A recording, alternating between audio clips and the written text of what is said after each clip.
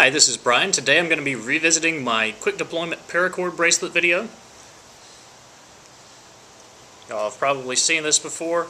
The reason I'm reshooting this is originally I shot this on my telephone, which has a video camera that does not shoot very good quality photo and has pretty crappy audio.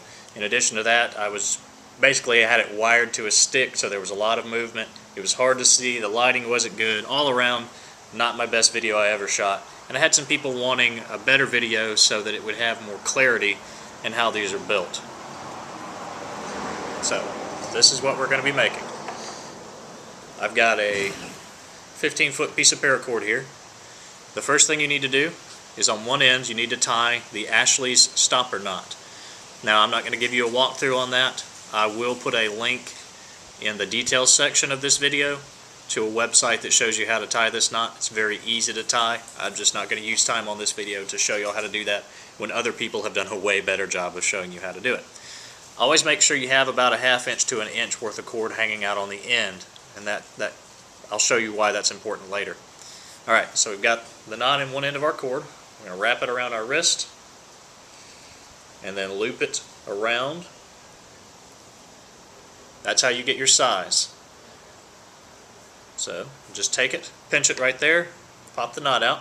So now I've got a hanging end with a knot, the working end. We've got one bite there. I'm going to slide down about an inch to a ½ inch from the end. Flip it over. We're going to make another bite right there.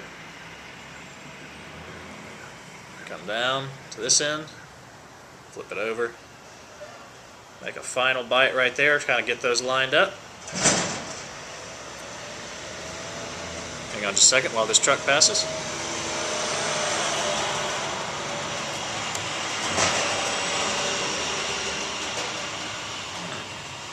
So now I have the knotted end that goes up to a bite, down to another bite, up to the final bite here, even that out, and then I've got my working end.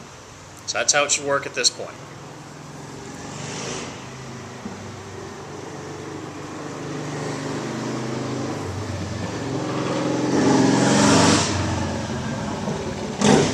I apologize for all the traffic sounds. I am sitting at a public park, so there's going to be vehicles driving by. I actually started to shoot this video earlier and a guy came up and started a conversation with me, so I had to stop it. Alright, so I'm going to tie this the way it would look if you were actually looking at it. So I might be going a little bit slow because I'm having to think of it backwards. So you should have the knotted end at your right, the free end on your left.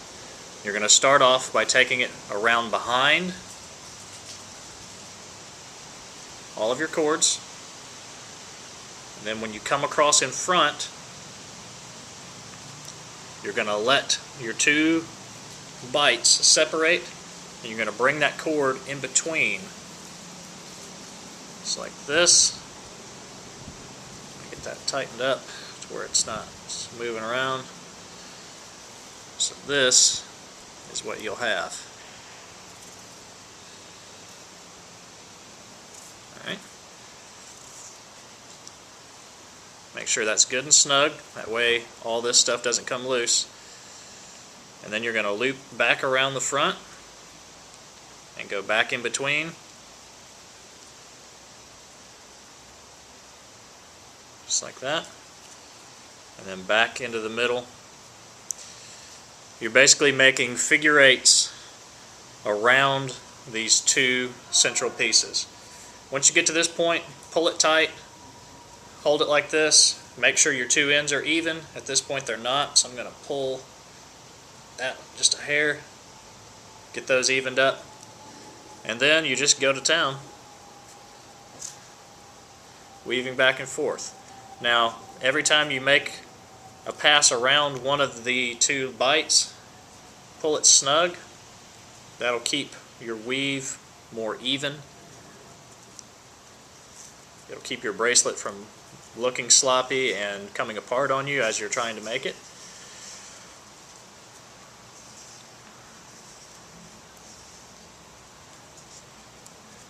Also gives you a tighter weave, which If you do it properly, makes for a very stiff bracelet, which helps it to stay on better.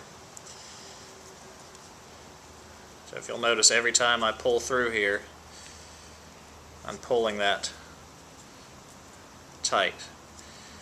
In addition to that, every 5 or 6 passes you go through, you're going to want to grab your loops here and pull down on these knots.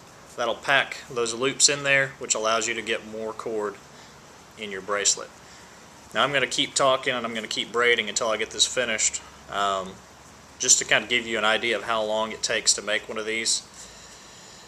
Once you get practice making them, and assuming you're not shooting a video trying to explain people how to do this and working backwards, then you can get one of these turned out in 5 to 10 minutes. 5 minutes is probably about my best time on these. I don't make a ton of them, so I'm a little rusty on them. But as you can see, it's a very simple process. Now this design can be modified. Instead of doing 3 loops like I've done, you can actually do, or 2 loops rather, you can do 3 loops. That makes, obviously you can use more cord, it makes for a wider bracelet. It's a little bit trickier to get started. You have to use a different technique, which I will show on another video. But basically what it boils down to is at the top, instead of just taking and wrapping the cord around, you actually have to tie a half hitch around the top when you first start to secure those 3 strands. Otherwise it gets kind of messy. As the bracelet exists with the Ashley stopper knot and the paracord loop at the other end, it's not very practical to make one with 4 loops. You can do it. I have made them. I don't have one to show you, but I will on a later video do that. One of the easiest ways to do it is after you make your 4 loops here, you start off basically pairing the 2 sides off, so you have 2 on one side and 2 on the other, and starting off like this, where you're wrapping, making 2 channels until you get about 3 or 4 loops in, and then splitting off the 4 individually so that your bracelet starts off thin and then flares out. It helps you manage it more when you're starting it and finishing it.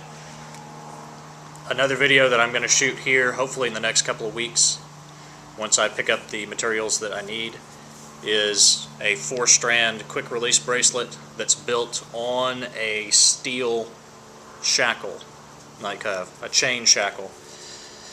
It will still retain the quick release properties of the regular quick release paracord bracelet, but it will be wider. It will have significantly more cordage, and it'll have, a steel shackle, which is kind of cool. And also it's also useful once you take your bracelet apart.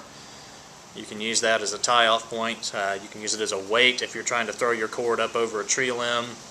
If you're bear bagging or whatever you're doing, you can do a lot of stuff with that steel shackle other than just making a very attractive buckle for your paracord bracelet. But like I said, that will be a video for another day. As you start getting close to the end, you want to definitely pay attention to these 2 loops and make sure they're the same length. You can adjust them once you finish putting all of this together, but it's easier to adjust with less cord on there.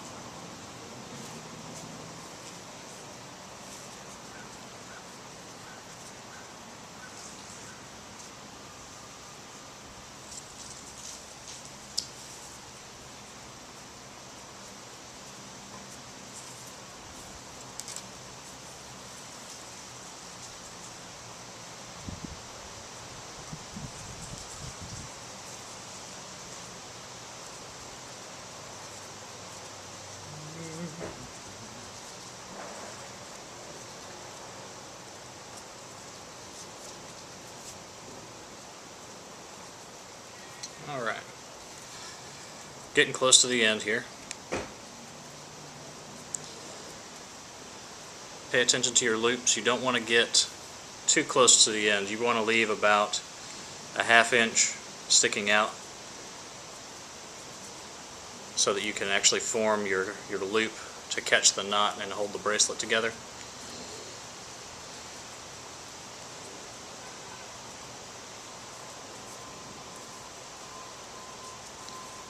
And when I get this close to the end, I normally flip it around like this. It helps me see what I'm doing a little bit better. Alright, so that's where we're at. I'll leave that just a little bit of a loop. Basically, you need to have enough of a loop there for 2 pieces of paracord to pass through. Once you get to there, you're going to take your free end, you're going to pass it through both of those loops, just like that. That locks the bracelet off, keeps it from coming unraveled. You're going to come back through again. This forms the loop that your knot goes into.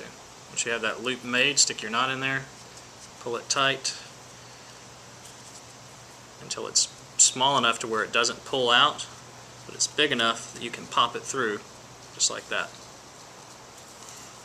Now, when I first made these, I made it where you wrapped it around and made a ½ inch around the bracelet itself to tie it off.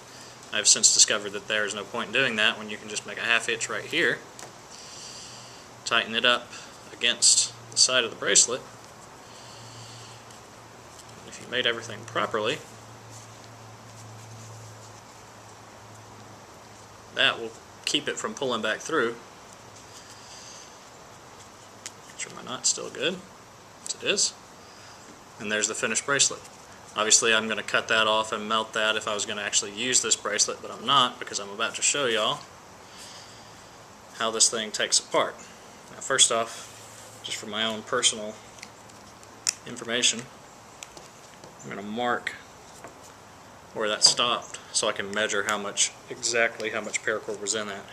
I'm not going to measure it right here because I don't have my measuring tape on me, but I will post in the details how much paracord went into this specific bracelet. In order to break it down, you go up here to the top, pull out so you can get to your knot, and untie it. Obviously, you normally wouldn't have all of this end. Then you pull it back out of the loops, pull it back through the loops again, just like that. Grab your stopper knot on the end and pull.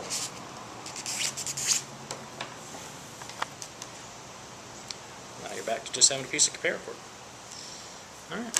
Well, thank you for watching. Thank you for all your comments. And if you have any further questions, requests for videos or anything, just let me know and I'll try to take care of it. Thanks a lot. Have a good day.